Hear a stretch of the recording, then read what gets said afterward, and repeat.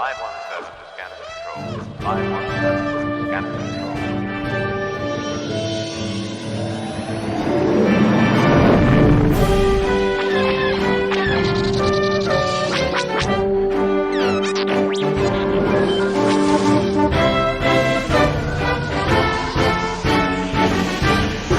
This is the Star Wars Squadrons podcast, season 3, episode 4, an episode like all of the episodes lately, episodes that I've been meaning to get to as I've gotten back into the podcast. It's very easy to know who to have on because I know the ones that I've been wanting to do it. And this has been one I've been running to for a while, wanting to get to. Gray Squadron, I had Cheese on a long time ago in season 1 talking about Gray Discord in its infancy, but I really feel since last summer, things have changed as Gito and Neurotic Tim, my guest today, have taken the leadership role there.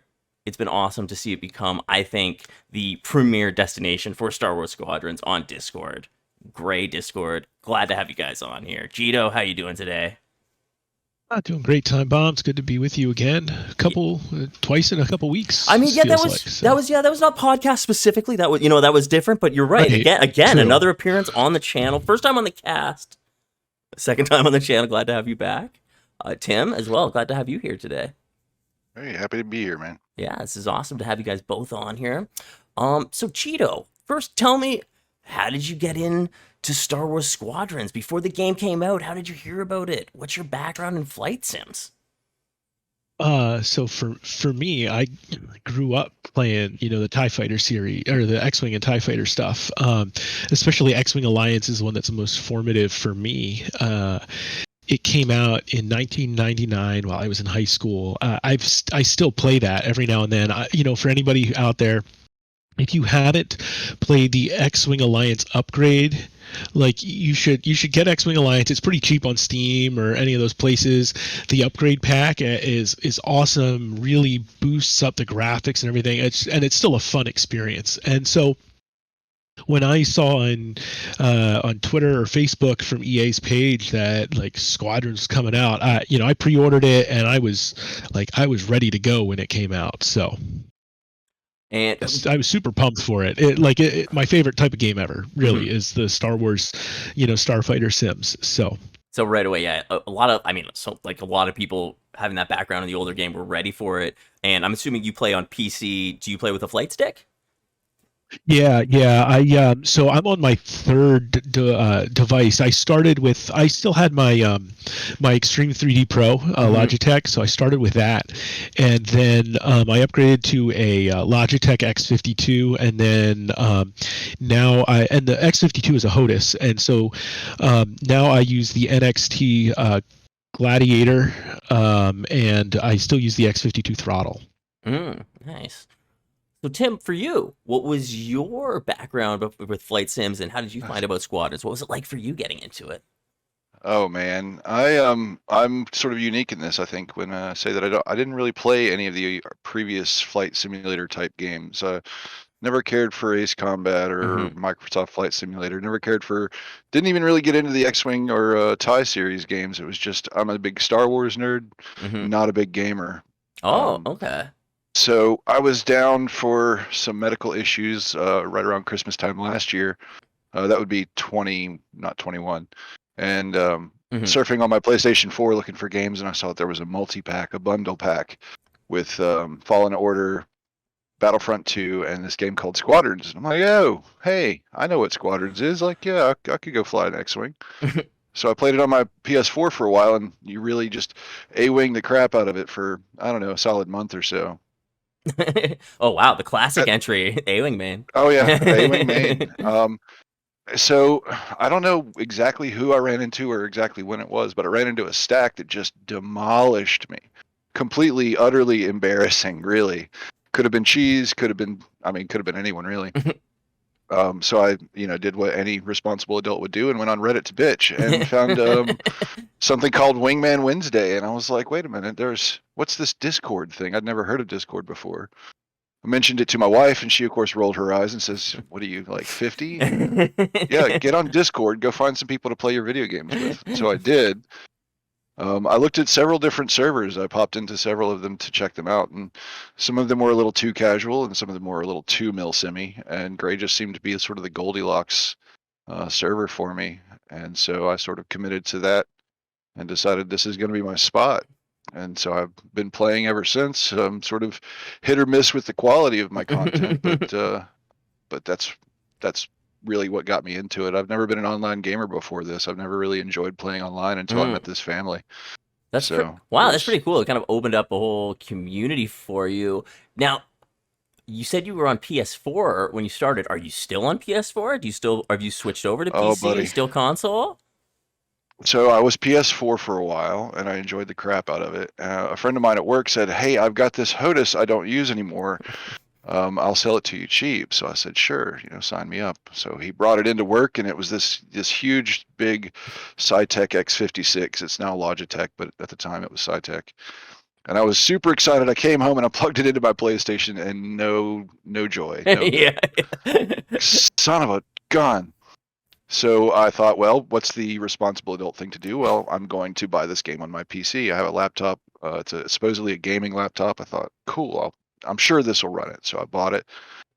Then I plugged in the throttle and stick, and it's great. It's fantastic, but my screen is too small. So I went looking for a VR setup. Oh, So I went out and found a VR setup on the cheap, relatively speaking, a Samsung Odyssey Plus. I got it home, plugged it in, and suddenly I'm flying an A-wing around in space, and it's just the coolest thing ever until I queued into a multiplayer game, and the PC just could not keep up. So shit, what do you do? Like, I guess I'm not playing this in VR after all, but I still have a tiny screen.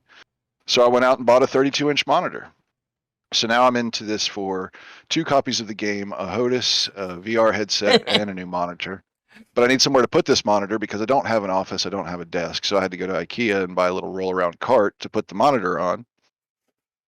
And so now that's where we sit. Now I'm playing it on PC with a X56 HOTAS, 32-inch monitor sitting on my couch. so what about the VR headset? That just chills now? Well, I play Skyrim. So Skyrim is way less resource intensive than Squadrons. For whatever reason, Squadrons is very, very resource intensive for me. And I know a lot of people with much higher end computers that struggle with it. So I just gave up the ghost on that. I'll play Skyrim. I'll play Beat Saber. Various like sort of low resource VR stuff. But I'm purely pancake guy now. So it is what it is. That is the one area of Squadrons that is like the undiscovered country for me. Like, I mean, I've played on console, PC, I've played with HOTAS, I've played mouse and keyboard, I've played all of the controller, all the ways, except in VR. I really would like to go to things are opening up near me again. Maybe I'll get to a lounge or something like that and get to do that soon because my PC also it cannot handle it. I built this thing to play Squadrons and stream, and it does that basically. It does that. Well, awesome. It really is. It's a whole different experience in VR, and I'm very sad that my PC won't run it. But at the end of the day, I'm going to be a pragmatist. It's not worth it to me to spend a ton more money that I've already spent so much on this game to build a computer that will be able to do it in VR. Like, maybe if it was this huge thing, maybe if it was hundreds of thousands of people playing and a long lifespan, then I would consider it. But given the nature of the game, it doesn't seem like it's going to be a worthy investment for now. No, just let it naturally catch up if you get a new PC and it's able to. Probably good to meet in the middle there later on. We'll see. Yeah, we'll see. So, you had mentioned too, you came into the game, you're like, you went to Reddit, and one of the first things you looked at was the Wingman Wednesdays, which led you to Gray Discord. That's kind of one of the ways Gray has always been very open to recruiting new players. And I think what I've noticed since you guys kind of taken over since that summer, you guys have done a better job of making a place for people who are new to develop, just to, like, if they don't want to develop into, comp players even, they can develop into very competent players just who play the game and have fun, with each other, with its, like I'm going to mess up the name, the Bantha Nights, where they do, I believe it's where they do like the AI, right? The Fleet Battles versus AI kind of an event, which is weekly or groups meeting. There's just different avenues for people to not be comp and sweaty, but still have fun in the game, which I think is cool. Yeah, that's sort of on me. That's one of the big things that I brought to Gray when I came is that, any competitive game, any competitive scene is going to have their sweaty tryhards, and we love those guys, man. They make for so much exciting content, and they break the game in a good way. They figure out how to be just wildly efficient at doing what they need to do. But there's another, a sizable percentage of us out there who either through lack of, if we're being honest, through lack of ability or just time and desire, we don't really want to get to that level. We don't want to put that kind of time and effort into it. We just want to fly around our spaceships and shoot stuff. So it was always my goal coming into this to be, one of the okayest pilots in the galaxy. That's actually the tagline for my team, my club team, the Black Banthas. The whole idea of it is we're not okay, but that's okay. It's come in, have a good time. If we can help you get better, great. If you want to get better, even better.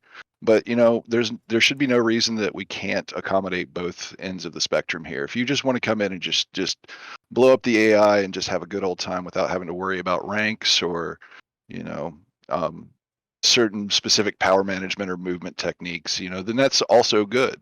So we do that, and we really put some time into making this as welcoming as we can for people all across that range. No, there's tons of people who just fall into that category, especially new people who are playing the game who don't want to go online and they don't even know what we're talking about when you talk about those movements. They just want to go in and fly around and that. And then probably with people too and that's such a good way for them to learn, to be able to at least play online if they want to, if not in a competitive sense. I don't know. I think it kind of shows too that generally I'll get into matches more often and see people who I don't know, but who are really quite skilled in that 50 to 100 range now. The development of players in that area is much higher than it once was I think a point a while back.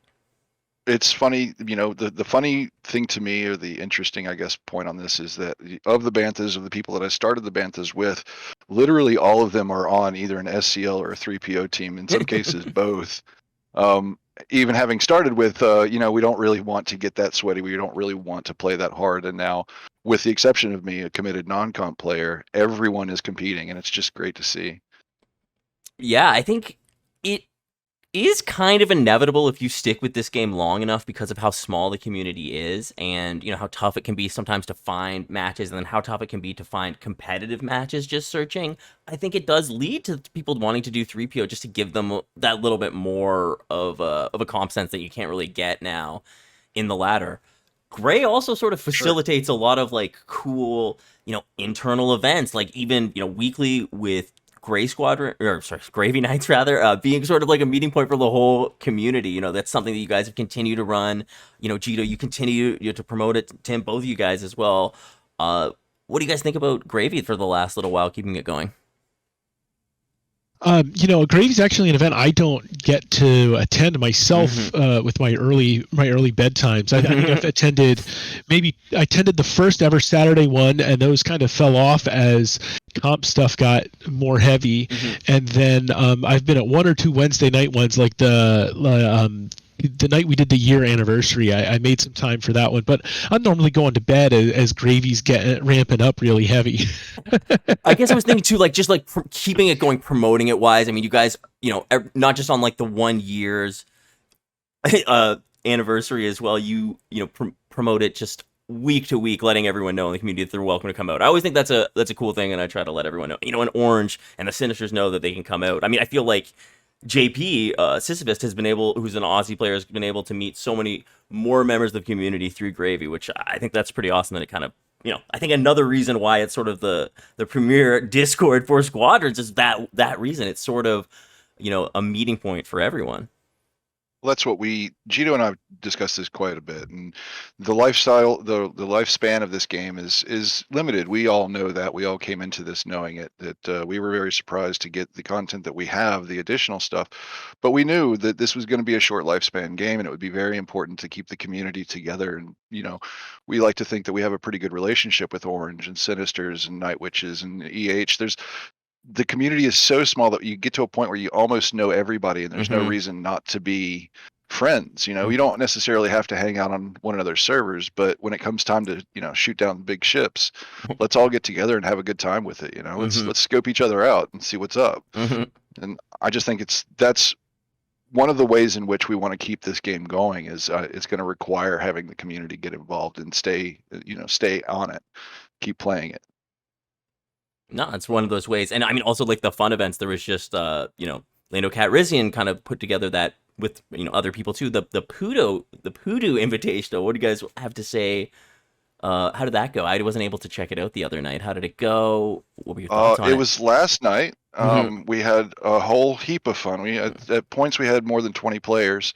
Nice. Playing all kinds of wacky game modes with one-hit kills and ion-only primaries, and we borrowed a little bit off of Orange with the race around Oh, Essalus, nice. and I believe, I don't know if it was Wasabi or JP, but we did a several um, passive damage only fleet battles with modifiers. And I mean, we just had a great time. I'm actually going to be working on getting the scores together so we can find out who the winner is. But Mhm. looking forward to doing more of those in the future. That's awesome. Now, the other thing too, I guess we kind of forgot to. I kind of passed by this. We were talking about the 1 year anniversary of Gray Discord, and kind of, I remember at that point too. Some you guys kind of talked about how it felt limited the lifespan of this game, but Gray's kind of extending it, and I feel like as much as that was like a celebration of one past year, it did seem to like kind of set up for the future. Do you guys want to talk about some of the stuff from the 1 year anniversary, from even the interview with the Ian or anything there? Yeah, well, so Ian was really cool. I reached out to both him and Charlemagne. These are the two big developers, the creative director for Motive at the time, and he was very receptive. He said he'd come in and he'd hang out and talk with us for a while.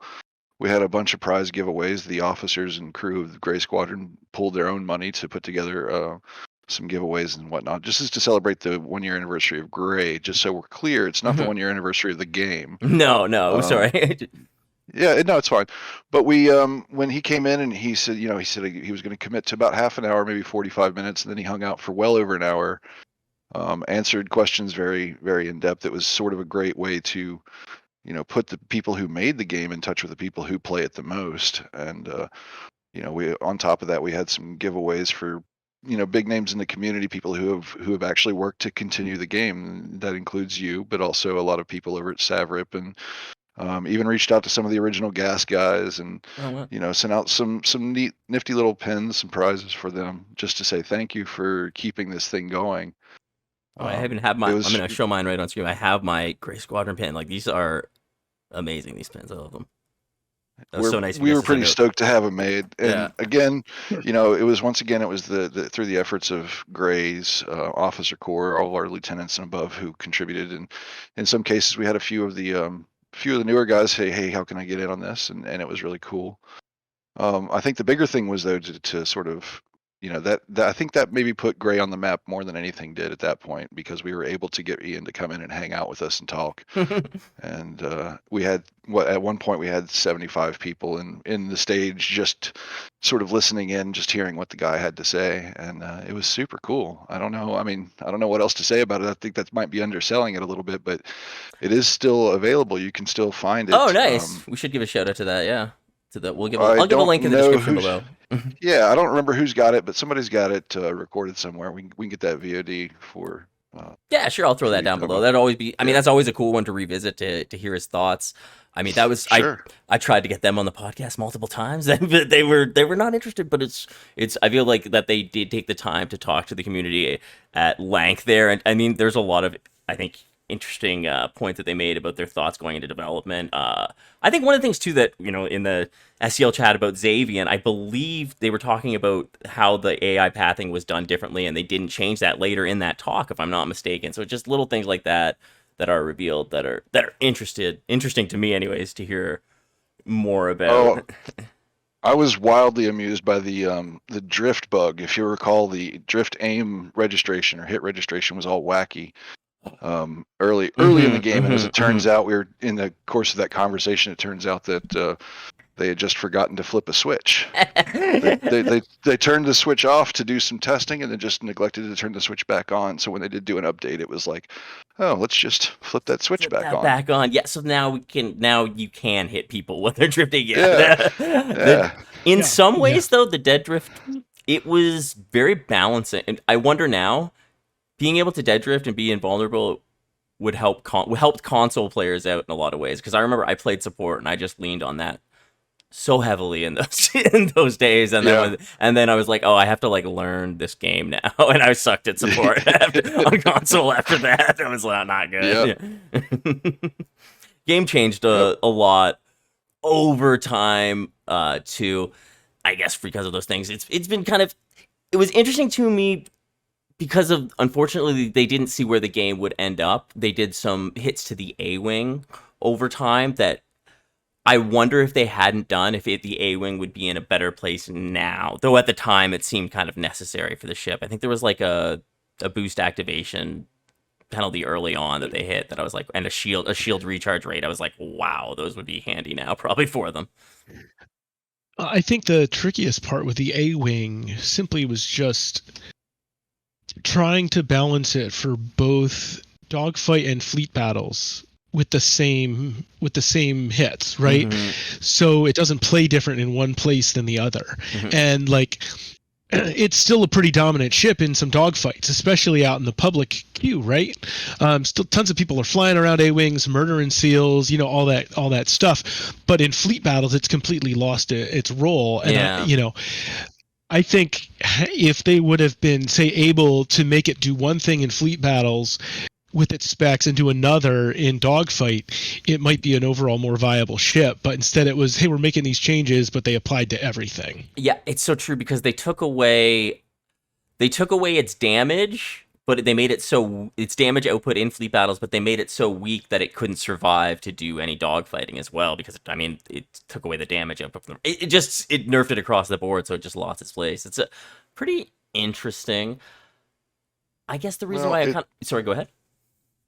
I was just going to add that it's tough. It's like being a centrist politician, being a video game developer, trying to find something that doesn't damn you in the eyes of one or the other. When you have a comp scene as vocal and as strong as this, and then you have the casuals who come in and pick up the game, trying to find the balance that's going to make them both happy is it's got to be a fool's errand. I really feel for the people who have to do this sort of thing and try to find that balance, because no matter what you do, somebody's going to be unhappy. And I think at the end of the day, what they did may have been a little on the heavy-handed side, but given the short time period they had and the budget that I'm sure came with that time period, I think they did the best they could with what they had. I will say we did this Pudo thing last night where one of our games was called Alphabet Squadron, where each team had to have one of each ship on the field. And the A-Wing's much more viable when you force it. If you can take away the Empire's advantage of having 2 or 3 bombers, 2 or 3 defenders, and spread it out a little bit more, it doesn't make up for the flaws in the ship, but it definitely makes it more viable when you're not playing on meta. I completely can see that. That makes. I mean, that's the one problem, right? Like the balance, when you have some ships being overpowered and then you overuse them, then it kind of takes. So I see what you're saying. So if you can't overuse them, then it's going to make the balance a little bit better for those ships too. Yeah. The meta is what it is. It's going to be, people are going to figure out the best way to do the most damage or complete the objective in whatever game it is. It doesn't have to be Squadrons. This is any multiplayer game. There's always going to be a crew of people who are dedicated to being as efficient as possible. But in the case of playing it in a non-meta way and just trying to do goofy things, it does become much more viable. I think it's funny. I think Gonk kind of has described it to me like the A-Wing is the one ship that you just fly like a normal flying game. You're like all the other ships, you're boost gasping, you're just shunt chart, you're doing all these other things while you fly drifting constantly. The A-Wing, you get to actually just fly, so it is kind of nice that way. Mm-hmm. You guys also, too, we talked about the Pudu Night. There was also, like, the 4v4 dogfighting tournament not that long ago. Yeah. Mm-hmm. Yeah, Kebla ran that tournament. It was basically short time limit, aggressive hitting dogfights. The general of the population that participated in that really enjoyed that tournament. The rule set itself with only 5 minutes, and then we also knocked down hull strength on the Empire, shields on both factions, upped primary damage significantly. So like ions were a little OP, short respawn times down to 15 seconds. So everything was just fast paced. Stuff was easier to kill, but you were getting back out on the field. Whereas some of the non-mod high-level dogfights with the 20, 30-minute time limits or whatever, they end up being less aggressive because it's really about that evasion that we see, and because it is such a long time to kill, whereas this turned it into a more aggressive dogfight match because you only had 5 minutes to accumulate as many kills as possible. So instead of laying back and looking for a moment to get a kill and trying to save yourself, it was definitely a more aggressive feel, which everybody really liked because, like, I mean, that's what we think of when we think of dogfights is you're aggressively going after your target and trying to take them out. So really well received by Gray players. We had people from CTX and Murder Hornets and EH were all out, and just positive comments all around, which it was fun. It's cool pushing the dog. Yeah, because there's so many teams. Does Gray have many teams in the dogfighting leagues as well? Actually, I haven't really noticed that. I don't follow them as closely. There were. Yeah, so last season, Gray had 2 teams in the 3v3 league and 1 team in the 5v5 dogfighting league. So that's SCFL and SPL, respectively. But in general, a lot of the Gray players have just not enjoyed those high-level dogfights as much because they like, especially the matches against like say CTX, Gray versus CTX would go to time limit, and most of those guys would feel exhausted after just evading for 20 minutes or 20 or whatever it was. You know, they would benefit from forcing A-wings versus interceptors. I think almost in that, like, it makes for a better game. Yeah. Yeah, or some other adjustments. And from what I know, SPL is working on some rule set adjustments for this coming season. But as of now, I don't know if any Gray teams will be participating in the next season of SPL. I know there are not any participating in SCFL. So right now, Gray is, from a competitive standpoint, is only in fleet battles with 7 teams in the just started season of SCL, and what's the number? 7 3PO teams, maybe 1, 2, 3, 4, 5, 6 or 7 3PO teams as well. 7, yeah, it is 7. That's awesome. Yep. Yeah, 3PO. I mean, you guys also, we should mention there's the other 3 like a gravy night for 3v3 on Mondays, right? That's one that I've never gone to. I should go over those. Yeah, that one starts a little later, as I recall. And our Euro club, Beskar, who often holds some events for Euro evenings, like on Wednesdays, they get on at, like, I don't know, 7 or 8 p.m. So like 7:30 p.m. UTC. They're talking about trying to pick a time to do some 3v3 as well. Yeah, so some Euro-based one. I was actually just in talks to them because I think that could be more likely something that I go to. And yeah, that sounds like another really cool way. You don't necessarily need as many people to, and you have a bunch of games going. And I like the 3PO style more and more now. Ever since, kind of the 3PO blew up, I think after Cal Cup kind of ended, I think the 3PO became more popular and more teams kind of got into it. I definitely got more interested in it, and I really enjoy the mode now. Actually, I haven't been able to play my games yet for the season in 3PO, but I will soon. And yeah, so I'm excited for that, and I'll go over some of those nights. So, sorry, go ahead. It's really clever that we've got people who can create new modes like that. The idea that we could do a 3v3 in a game that's designed to be 5v5 and have it be not just fun but successful and have lots of teams and lots of people into it. That's just so cool to me. I just think I don't know if it was Wookiee that came up with it or who exactly came up with the rule set. I don't recall, but bravo to whoever did and whoever put the work in, because it really does work. People really do love that style, that mode. It is Wookiee who did develop it, and as far as I know, she did come up with the idea and the rule set of it. So I'm gonna give her all the credit until someone says otherwise to me, I guess, right now. But you're right. Like it is funny. I remember Hobbs the other day too had mentioned, I wonder about the fours. What about the fours? What about the 4 people? What would be different? He was like wondering if that would change things up, and I kind of think it would make it a lot different in a 4 sense too. Like it just does change things that way as well. It sure does. I'll let you go, Tim. No, go ahead. I was just going to say that the concern is there.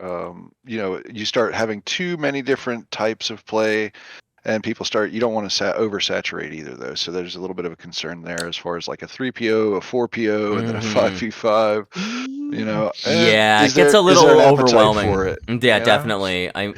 Oh yeah, Uh-huh. yeah. It would get overwhelming. I think from a, from a perspective, like some of us have been commenting that at this point 3PO, it just feels like you burn through everything so quickly because the mods do have everything weaker, and especially now that SCL is looking at these has these beefier cap ships. When we go from an SCL practice to a 3PO game, it's like, man, that cruiser went by fast. Yeah. And I wonder what a 4-player game would look like with maybe vanilla cap ships or whatever, just to see what it looks like. Because unlike at the 5 level, you might run the support, you might not. Who knows? Like it would create some different gameplay than you see at either 3s or 5s. So that's the thing. But I again, wonder, because 3s, it's almost like you it can't might do be- PK, and it's a race with 5s in a lot of ways. So I wonder if 4 might actually be the one that leads to more PK.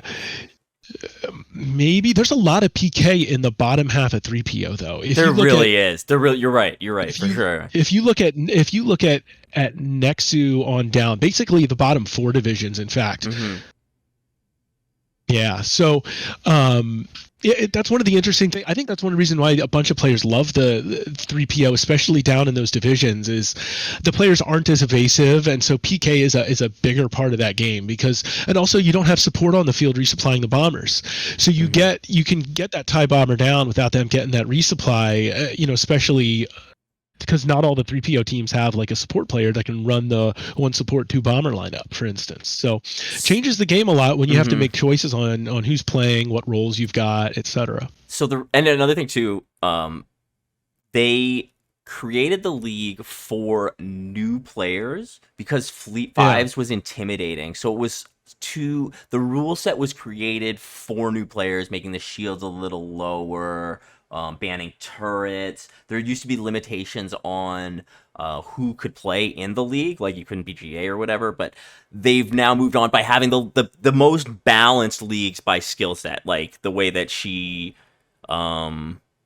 curates each division so the teams are balanced and has teams sort of play in, like, you know what I mean? Like, she'll look at the roster and be like, you're knowing the community well enough or judging the team, she can say, you probably fit in here, and then have them play series to determine where they fit. So it is very curated that way. It's very different than other leagues, and because of the way it was started. But to me, it's interesting because it is similar to Gray in that it nurtures people who are very new to the game and people who are like very serious and old school to the game now after almost a year and a half or whatever, I guess. So it is interesting to me that I can see the similarity between the two.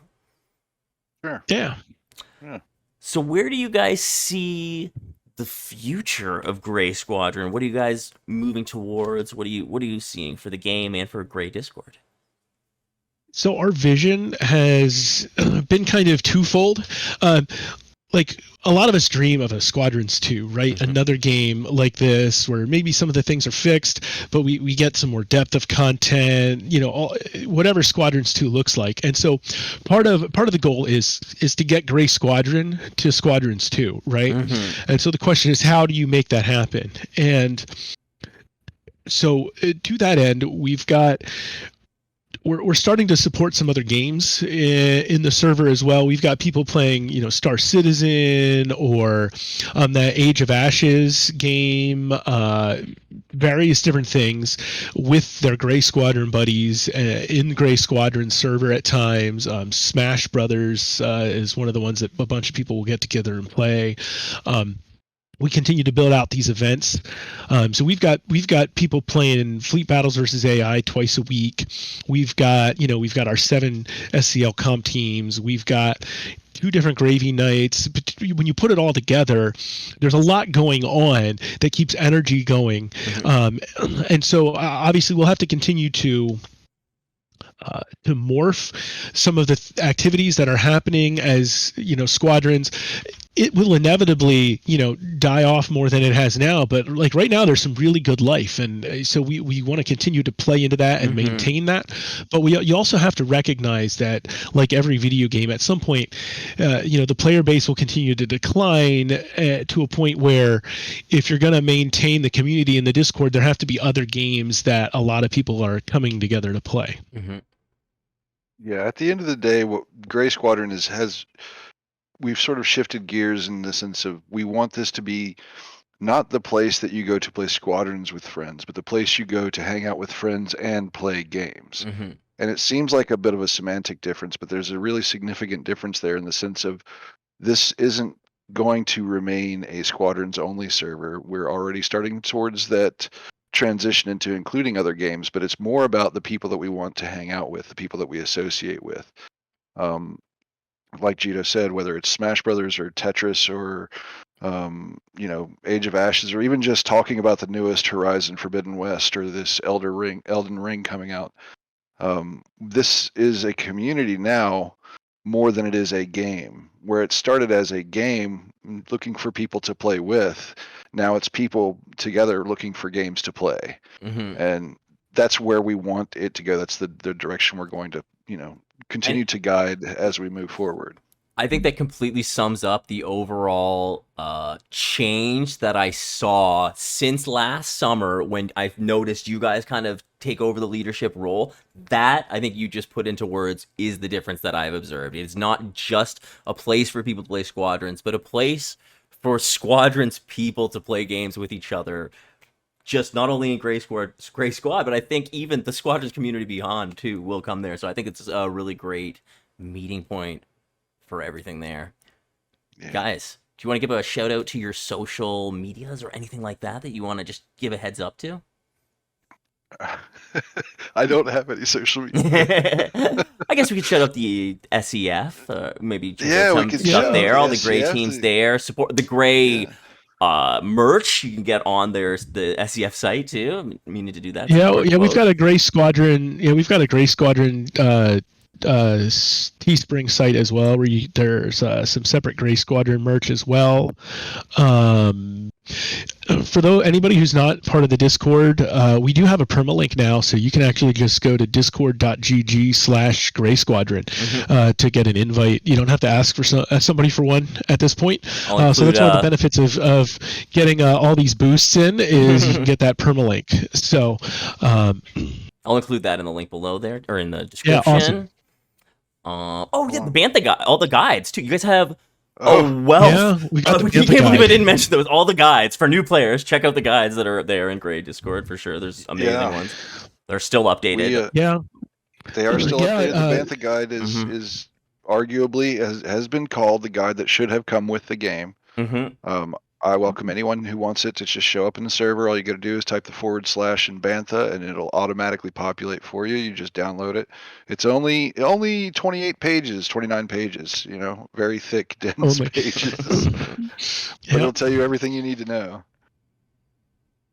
Yeah, Siren started the guide with Gray Squadron more than a year ago. Siren had created a guide even before January of 2021, and then eventually Siren ran out of time to keep working on it, and Tim kind of built something for the Bantha team, and then we kind of merged them together, and so that's just one big fun-packed guide. It's got information about Gray Squadrons the game, just Discord operation in general. If you're like Tim and I, who are brand new to Discord, just so we could find people to play Squadrons with, right? So we know your plight because we were there.